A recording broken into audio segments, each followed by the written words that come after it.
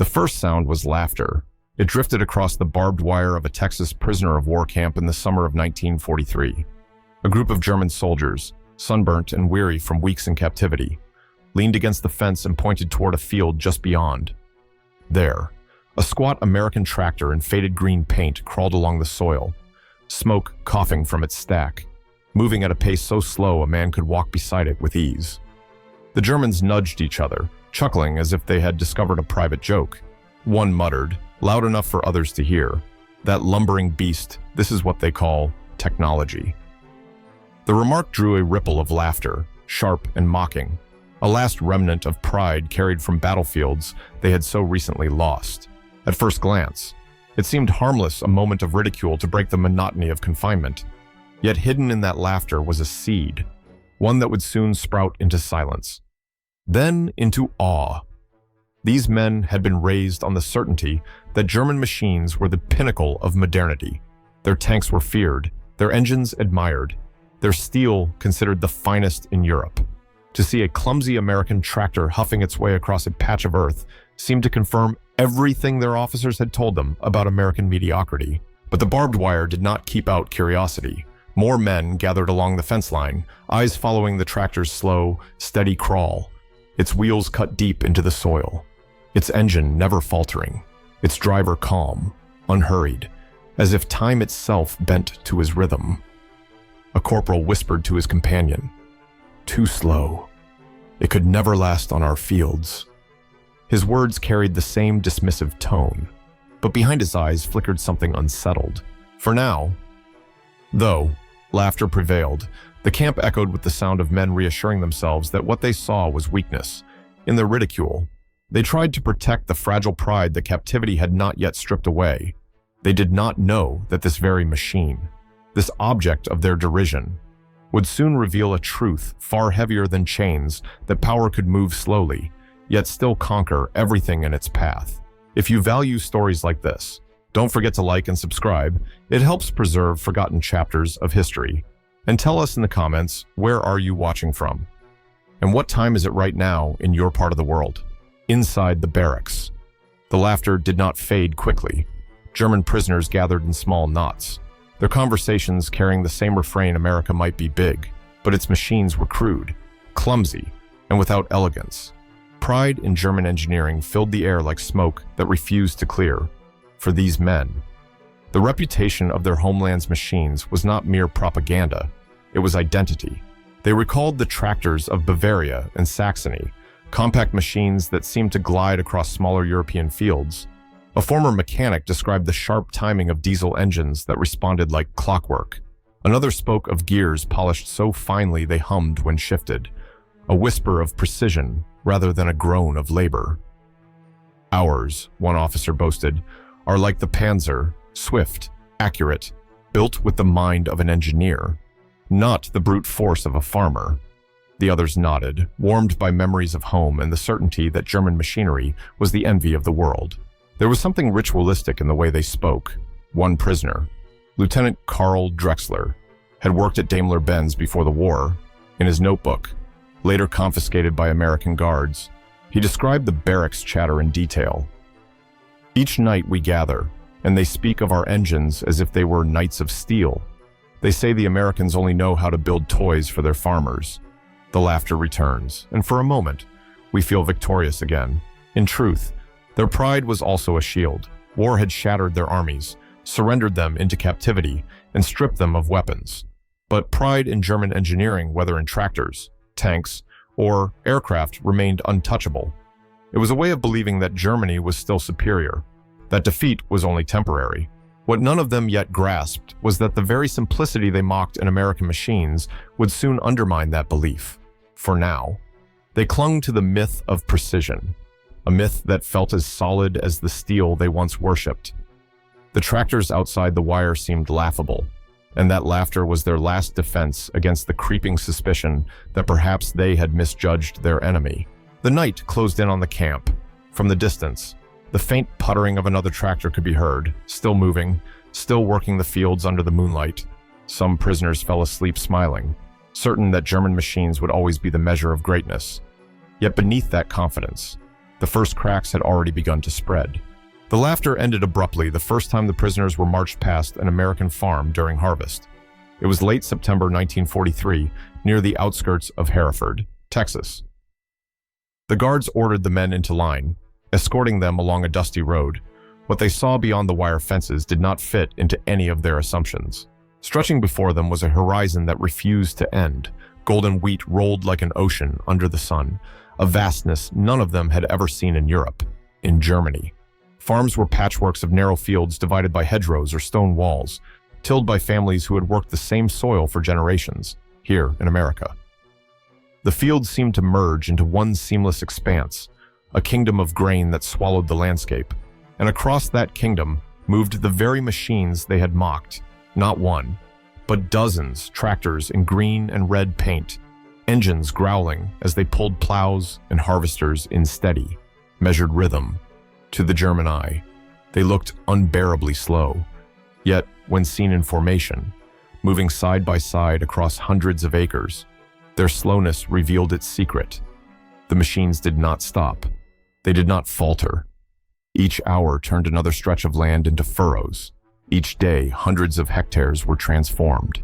The prisoners watched silently as clouds of dust rose behind the iron beasts. One officer, Captain Heinrich Voss, who had once overseen logistics in North Africa, muttered under his breath, "Langsam, aber sie halten niemals an." Slow, but they never stop. The words carried further than he intended, and soon the entire column of POWs fell quiet. The joke about American clumsiness no longer seemed so secure. A young farmhand waved at the column from atop his tractor. He looked no older than 19, his face freckled, his posture relaxed, as if steering this machine was second nature. For the German soldiers, hardened veterans of campaigns in Poland and Russia, it was unsettling to see such youth commanding a force that could transform the earth itself. Later, in the barracks, they argued about what they had seen. Some tried to dismiss it: too much land, too wasteful. Our fields are smaller, more efficient. But the image of the endless wheat lingered. No amount of boasting about precision machinery could erase the fact that in a matter of days, these tractors had accomplished what in Germany might take weeks with fewer machines and more hands. That night, Lieutenant Drexler wrote again in his notebook, "It is not speed that matters here. It is the scale. We build for beauty, they build for hunger, and hunger is always the stronger master." For the first time since their capture, the prisoners began to feel that something deeper than weapons was at play in this war, a power that moved slowly, steadily, and with no intention of stopping. Days passed, and the men could not ignore the rhythm of the machines outside the wire. Morning after morning, the growl of engines rolled over the camp like a low thunder. At first, it was only background noise, but soon it became a reminder, steady and undeniable. The tractors were always there working, moving, pulling, never tiring. What had once seemed comical now began to unsettle the prisoners. They noticed something else, unlike the fragile complexity of German machines, which demanded constant attention and skilled mechanics. These American tractors seemed indifferent to rough treatment. Farmers filled them with fuel, wiped their hands on overalls, and climbed back into the seat. No fuss, no delicate adjustments, no polished tools spread across a workshop.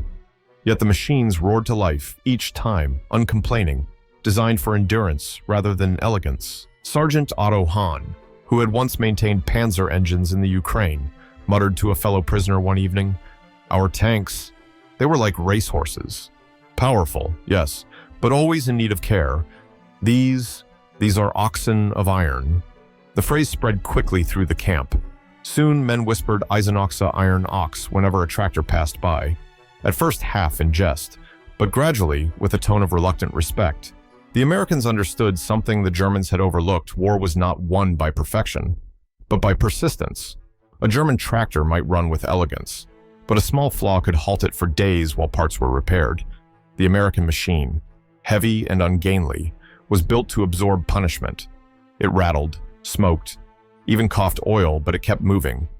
It could run from dawn until long after sunset, day after day, until entire landscapes bent to its will. One afternoon, the POWs were put to work stacking sacks of grain for transport. They watched farmers climb down from tractors, pour coffee from thermoses, laugh with neighbors, then climb back aboard to continue the endless routine. Not once did a machine break down that week. For German soldiers accustomed to the fragile beauty of their own equipment, the realization gnawed, perhaps strength, did not lie in precision alone, but in sheer endurance. That night, the camp grew unusually quiet. A few men tried to revive the old jokes, but no one laughed. The irony was too sharp. They had mocked these machines as clumsy. Yet it was their very clumsiness that allowed them to outlast anything Germany could build. In the silence, Lieutenant Drexler noted in his diary, later discovered by American historians, we believe speed was victory, but speed fades when engines fail. Here, the slow prevail, because they never cease. The seed of doubt was now a tree. Pride in German engineering, once unshakable, had begun to bend under the weight of something far less glamorous, but infinitely more powerful. The revelation struck hardest when food began to arrive in staggering quantities. Each week, long trains rattled past the edge of the camp, their cars overflowing with grain, beef, butter, and milk. The POWs stood in silence as the whistle echoed across the plains. They had once mocked the tractors for being slow. Yet now they saw what that slowness truly produced: enough harvest to fill endless wagons, enough food to sustain entire cities. Inside the camp kitchen, the impact was felt daily. Prisoners who had braced themselves for hunger found plates stacked with cornbread, bowls of beans, milk poured into tin cups without rationing, to men who remembered ration tickets in Berlin. This abundance was unthinkable. A single tractor feeds thousands. A guard remarked casually one evening as he oversaw the unloading of flour sacks. The number traveled quickly through the barracks like a rumor. Thousands each machine was not just an engine, but a factory of survival. Sergeant Hahn, once so proud of German engineering, admitted quietly to a companion in Germany, even aristocrats went hungry. Here, even their prisoners are fed like workers at home. The words hung in the air, impossible to deny. The irony deepened when prisoners were assigned to help at nearby farms.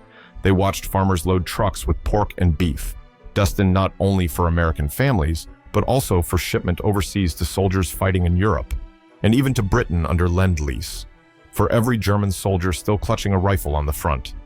Here in America, another train car of food was already rolling toward the Allies. What had begun as laughter now turned into unease. To mock the tractors was to mock the very machines keeping them alive. Each bite of cornbread, each glass of milk, was a reminder that the slow, steady machines in the fields were the reason food appeared on their trays. One evening, after supper, Captain Voss stared at his untouched bread and muttered, "These iron oxen, they are not feeding just cities. They are feeding the war itself." Nobody contradicted him, and so the contradiction deepened. The tractors that once seemed absurd had become symbols of America's abundance. Abundance so vast that even its enemies could not escape it. Tell me, viewers, if you were in their place, standing behind barbed wire yet being fed by the very machines you had mocked, how would you feel? Would it shake your beliefs, or would you cling to them more tightly? Share your thoughts below. By the winter of 1944, the camp's conversations had shifted. Where once there had been laughter and bravado, now there was hesitation, muttered debates, and long silences. Around the pot-bellied stove in the barracks, men argued in whispers about what they had seen. Some clung stubbornly to the old propaganda America was wasteful, America was clumsy, America lacked refinement.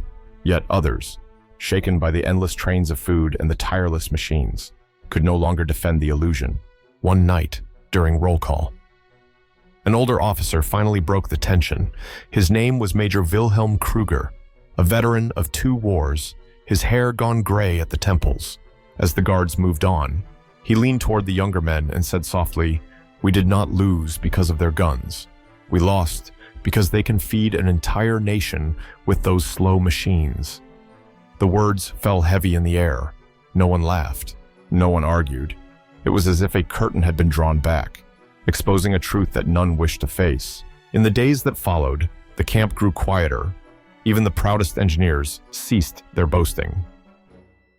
Lieutenant Drexler, whose diary had once sung praises of German precision, now wrote a single line, "The iron oxen have defeated the Reich more surely than any battlefield." What unsettled the men most was not the tractors themselves, but the realization of what they represented. If America could produce food in such abundance, then its armies would never truly starve, its factories would never halt, its people would never break. War was not just fought with bullets, but with bread, and America's bread seemed endless. Some tried to turn the conversation toward hope when we return home. "Perhaps we will build the same," a young corporal suggested, but the words felt thin, fragile against the weight of reality. That night, as the sound of tractors hummed faintly in the distance, Captain Voss asked the barracks in a low voice, "Tell me, comrades, what do you think truly wins wars? Is it the precision of steel or the abundance of food?" Viewers, I ask you the same question. In your opinion, what is the true foundation of power machines built for elegance and speed, or machines that endure, slow and unyielding, until they feed millions? Leave your answer below. When the war finally ended in 1945, the prisoners carried home more than memories of wire and watchtowers. What lingered most were the fields, years later. Long after uniforms were folded away and ranks forgotten, many former POWs still spoke of the tractors they had once ridiculed, not of battles in Tunisia, not of firefights in Normandy, but of those machines crawling across endless plains under the Texas sun. One former prisoner, now an old man in Bavaria, recalled to his grandson, "I do not remember every battle, but I remember those iron oxen. They moved so slowly, yet they fed entire cities. That was the true power." His words were not meant as flattery, but as confession, a recognition that Germany's defeat had been written not only on the battlefield, but also in the furrows of American farms. For many, the image became haunting.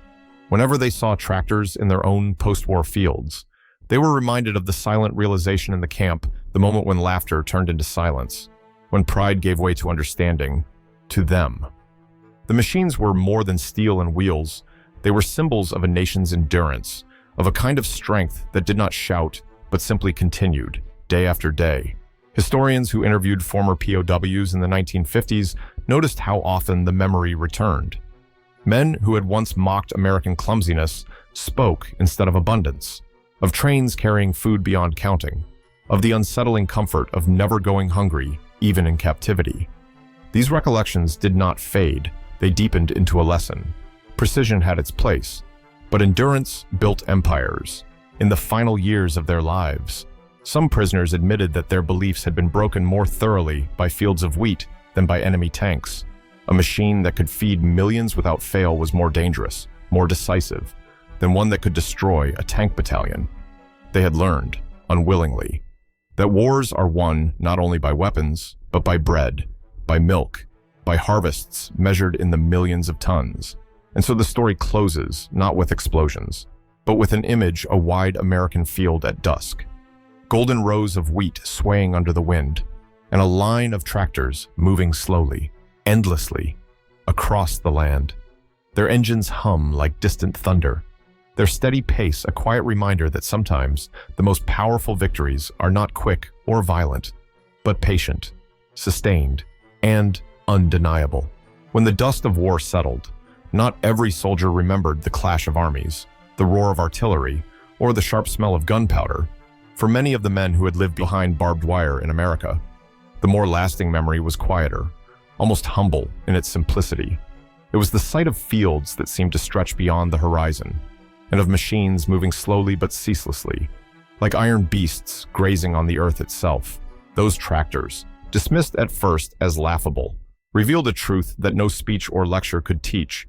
Power does not always announce itself in speed or brilliance. Sometimes it is found in endurance, the quiet persistence that turns soil into grain, that keeps trains full of bread rolling toward hungry mouths, that sustains armies and nations alike.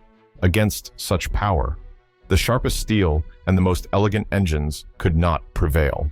Decades later, former prisoners told their children and grandchildren not of glorious battles, but of that unshakable abundance.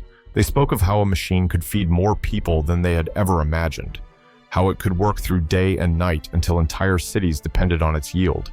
In their recollections, the tractors became symbols, reminders that wars are not only decided by force of arms, but by the ability to nourish, to endure, to provide. Perhaps that is why the memory lingers. It is not just a story of technology, but of human fragility, the pride that crumbles when confronted with silent, undeniable truth. As the years pass and the voices of that generation fade, the image remains vivid, a wide field under the American sky, golden with harvest, and machines moving slowly, steadily, without end.